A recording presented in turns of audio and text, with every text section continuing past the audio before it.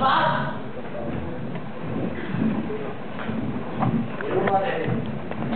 Žádám všichni dnes, že přítomný Václav při zatýkání 3 čertíček se zranil, 2 zbožnil a 1 ho.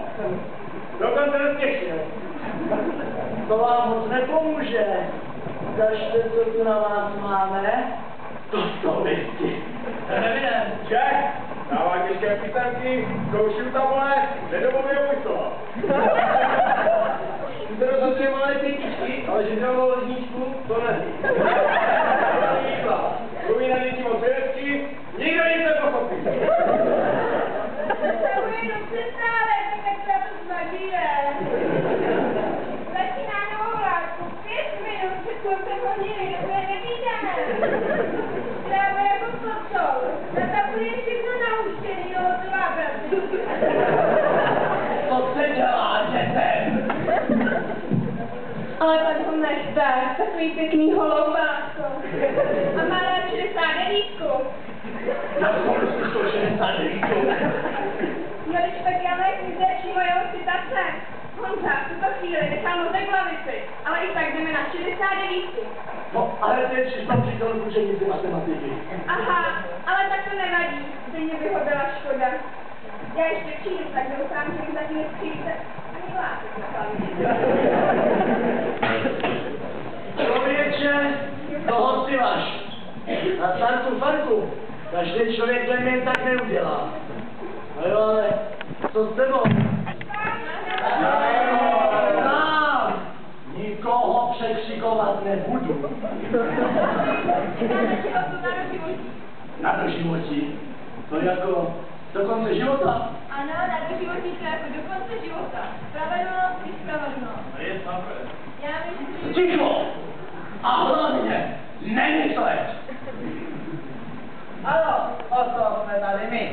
No, ty rozhodně ne, Gramole. Že ne? Ne. Chcete se nějak hájit? Pojď, dalo by to za to, jestli má možnost. Že já dělám všechny věci, co jsou nesčitě jako díky, pouze pro dobro studentů. Mohli by to měl se vrátit na to. Tak to teda ne. Peklo není žádný houbník.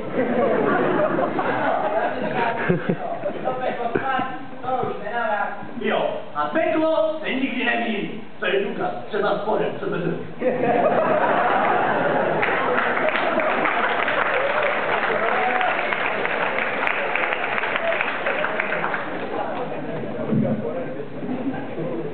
No jo, ale to s tím nebudeme dělat. Na to životí nás být nemůže.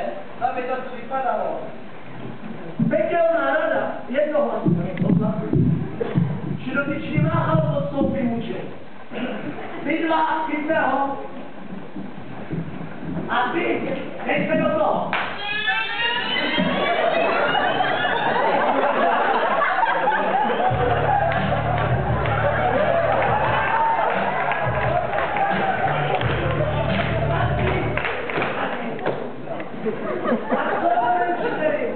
Budete furt stát jako práce? Budete přidávat do přestávek? Co? Já překážu. Chudáčky, udělej! Čil si nepotej! Pojďte, pana učiteli, já to vás postavím.